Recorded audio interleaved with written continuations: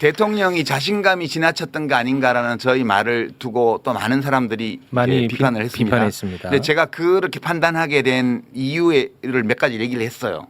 근데 이제 이 점이 가장 심각한 건데 사실은 이재명 대통령의 많은 행위들 중에서 말도 있지만 행위들 중에서 어떤 게 있냐 하면 이것도 다 이제 재건축 재개발 이런 거와 관련돼 있을 거라고 저는 생각하는데 모든 중요한 의사결정권자의 위치에 자기가 원하는 사람을 넣으려고 그래요. 그래서 이제 무슨 일이 벌어졌냐면 가만히 보면 서울시장 민주당 후보 경선을 불공정하게 만들었어요. 대통령이 SNS에 정원호 씨를 띄워가지고. 그 불공정 경선이에요. 대통령이 밀었잖아요. 좀 이럴 때 좀 옆에서 좀 순화 좀 시키세요. 아, 나도 그러니까 유 작가의 그 의견을 다 동의하진 않아요. 그러니까. 아니 근데 그거는 대통령이 하면 안 되는 거예요. 원래 그렇게 하면 안 돼요.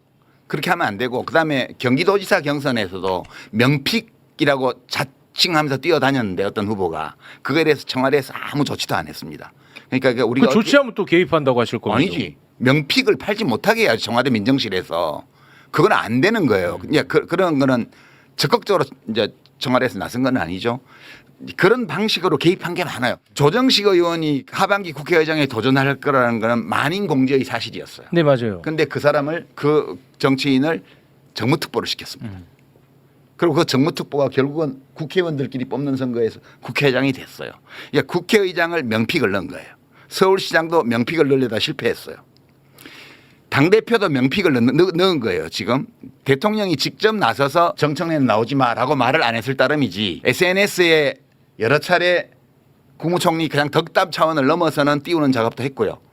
그다음에 친명 호소인인지 진짜 친명인지 모르겠지만 많은 민주당의 정치인들 대변인 대변인단에 속해 있는 비평가들 이런 사람들이 정청래 불출마해야 된다는 걸 공개적으로 쭉 얘기를 했습니다.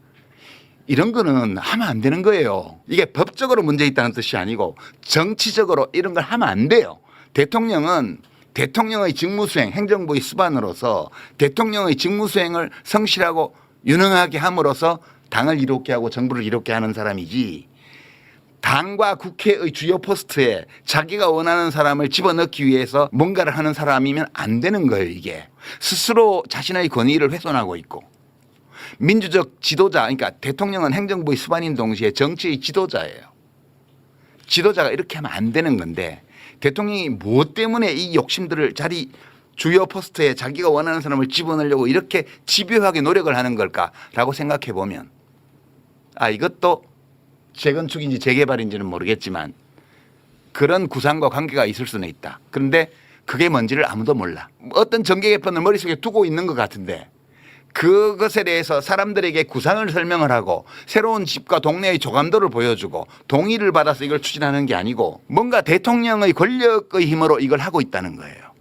그래서 저는 이게 너무너무 불안하고요. 이것이 옳다 그르다를 떠나서 필연적인 실패의 길로 가고 있다. 지금 여당 대표를 사실상 명픽으로 해서 성공시켰다고 가정을 해봐요. 이제 그다음에 무슨 일이 벌어질지는 사실 보이거든요. 그런데 대통령은 이걸 모르나? 또는 대통령의 참모들은 이걸 모르나? 이런 것이 안타까운 거죠. 그러니까 저는 사실 대통령이 한참 전부터 너무너무 걱정됐어요. 진짜. 지금도 걱정하고 있고 이제는 마음이 편해졌어요. 이제는 받아들여요. 이렇게 가는구나. 돌아올 수 없구나. 이제 돌아오기 어렵겠구나. 그리고 이 현실을 받아들여야지. 그리고 이것을 현실로 받아들인 조건에서 제가 보는 이 모든 것들에 대해서 비평하는 사람으로서 시민들에게 말씀드리고 그리고 이 조건에서 우리는 각자가 뭘 어디서 어떻게 저는 당원도 아니니까 뭐라고 할 방법도 없는데 민주당 당원들 지지자들 또는 이재명 대통령을 그동안에 성원해왔던 시민들은 각자의 입장에서 어떻게 해야 될 것인가를 이제 고민해보자. 네. 더 이상 현실을 외면하지 말고 설마 하지 말고 이것을 현실로 인정하고 그 바탕 위에서 각자의 몫을 생각해 봐야 될 때다. 이 얘기를 지금 하는 거예요. 그냥. 대통령의 비공식적인 라인은 이런 게 있을 수 있어요. 제가 이제 절대적인 건 아니지만 노무현 대통령 때를 생각해 보면 아무런 공식 직함도 없고 직책도 없는 사람들인데 한 두어 그룹 정도가 있었어요. 대통령이 뭔가 실패할 가능성이 높은 어떤 거를 하려고 그런다. 뭐 대연정 이런 거 나왔을 때 이러면 부속실에 연락을 했어요. 누가요? 밖에 있는 사람들이 아, 부속실장한테 연락을 해서 이거 안 된다. 누구가 저녁 시간에 좀 뵀으면 하는데 그 좀 말씀드려보라 이러면 이제 부속실장이 대통령께 보고 드려가지고 빈날로 해서 저녁에 오라고 하면 만찬. 저도 두어 번 그런 데 갔습니다. 가면 일종의 레드팀이에요. 그냥 아무런 공식 직함도 없고 그런 사람들인데 옛날 정치하던 시절부터 알던 분들이에요. 깊게 신뢰하는. 네.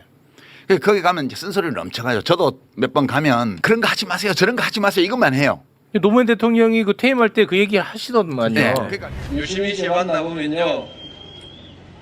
제가 하는 것이 다 마음에 안 들어서 때때로 쓴소리들 많이 해요. 물론 저도 그렇지 않겠습니까? 그러나 우리 오늘 제가 꼭 그렇게 고마움을 표시하고 싶었던 것은 가장 어려울 때 저를 지켜줬습니다. 여러분이 그랬듯이 어려울 때 친구가 친구고 어려울 때 견디는 정치인이어야 진짜 정치인입니다. 그러니까 나중에는 어떻게 되냐면 말 안 하고 몰래 하시는 거야. 아. 상의 안 하고 상의하면 다 안 된다고 그러니까 이제 그랬던 분이고 문재인 대통령 때도 문재인 대통령 경우에는 진짜 판단하기 어려운 문제가 있으면 그렇게 전화를 아무런 이해관계 없이 순수하게 의견을 전해줄 수 있는 사람들에게 대통령실에서 연락을 해갖고 의견을 경청을 하셨어요. 그런 건 저는 다 좋다고 봐요. 그런데 저는 좀 알거든요. 그렇게 권력의 중심에 가까이 갑자기 간 사람들이 어떤 표정, 어떤 눈빛, 어떤 말투, 어떤 행동 양식을 하는지를. 그게요, 권력이라는 게 도파민 폭풍을 몰고 오거든요. 그러니까 큰 권력, 대통령 권력과 가까이에서 이렇게 여러 번 겪어본 사람들은 대통령을 만난거나 대통령에게 전화를 받는다고 해가지고 도파민 폭풍이 일어나지 않아요. 네. 귀찮아. 왜 또 전화하죠? 이렇게 얘기를 하지. 근데 그렇지 않은 사람들의 경우에는 대통령은 아니라 비서실장 전화만 받아도 벌써 도파민 폭풍이 터져요. 그래서 그런 사람들의 특유의 표정과 말투와 이런 게 있습니다. 네. 아니 그런 단어 좀 쓰지 마요 좀. 얘기할 필요가 없죠. 아유 네. 저 작가님. 아니 작가님 노무현 대통령 말씀하셨으니까 내 요거 하나만 좀 여쭤볼게요. 지금 이재명 대통령이 취임한 지 이제 1년 좀 지났습니다. 이제 그러다 보니까 이런 작가님을 향한 비판들이 있어요. 노무현 대통령이 한미 FTA 할 때 당시 이제 진보 지식인들 이 먹물들이 엄청나게 반대를 했었다.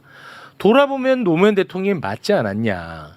그런 오류를 유시민 작가가 지금 범하고 있지 않을까. 그런 뭐 그렇게 볼 수도 지적을 있죠. 하시는 분들이 많습니다. 그렇게 볼 수도 있죠. 그렇게 예. 볼 수도 있는데 그거는 이제 좀 문제가 다른데 홍사훈 기자님이 그 얘기 하시지 않았어요? 어떤? 한미 FTA 절대 안 하겠습니다라고 공약하고 한미 FTA를 한 게 아니잖아요. 이라크 파병 같은 건 절대 안 하겠습니다라고 공약하고 이라크 파병을 한 게 아니잖아요. 그거는 상황이. 외교 정책 또는 통상 정책의 이슈 새롭게 떠오르는 이슈였는데 지금 검찰 개혁 같은 거는 하겠다고 하고 안 한 거잖아요. 이거 차원이 달라요. 뿐만 아니라 노무현 대통령은 사람들에게 이야기할 어떤 정책이 있으면 대통령 본인이 직접 그 필요성에 대해서 자신의 구상을 말씀하셨어요. 근데 지금 검찰 개혁이 이렇게 지체되는 거에 대해서 이재명 대통령이 해명 진짜 제대로 한마디도 한 적도 없고요. 했어요. 뭘 했어요? 아니 그러니까 저 국민 피해를 최소화해야 된다. 그게 말이 돼요? 그 정도로 이걸 처리할 수 있는 문제라고요, 이게?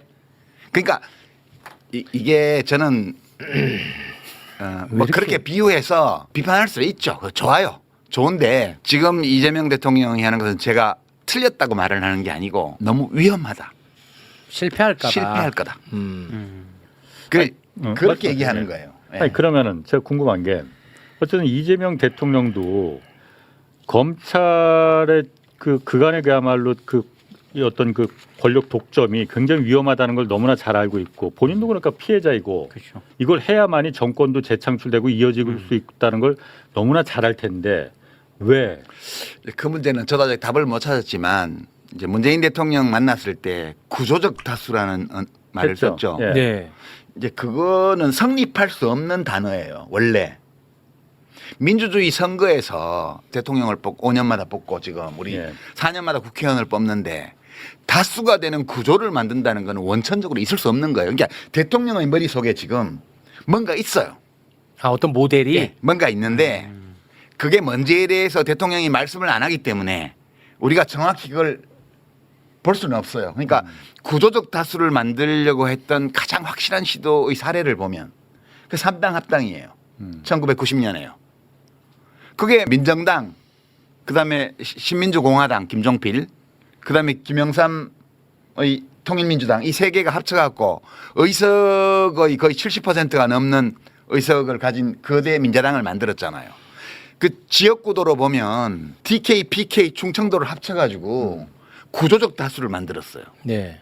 근데 그게 그 다음 총선에서 바로 깨지거든요. 민주주의 선거에서 국민 주권이 실현되는 이 선거에서 다수를 차지하는 구조를 만든다는 거는 발상 자체가 그 불가능한 발상이에요. 이제 어떤 의미를 담아서 구조적 다수라는 말씀을 이재명 대통령이 했는지는 모르겠으나 저는 이제 대통령이 지금 아직 말하지 않은 어떤 재건축 또는 재개발에 대한 구상이 있고 그 구상을 뒷받침하는 팀이 밑에 있다고 봐요. 그런 게 없이 그런 말이 나오지는 않아요.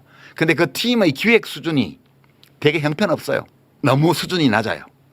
그래서 리스크는 엄청 높고 실패 가능성이 농후한 길로 지금 대통령이 가고 있는 거라고 저는 생각을 하고 이렇게 보지 않으면 대통령의 말과 행동을 일관되게 설명하는 게 불가능해요, 지금.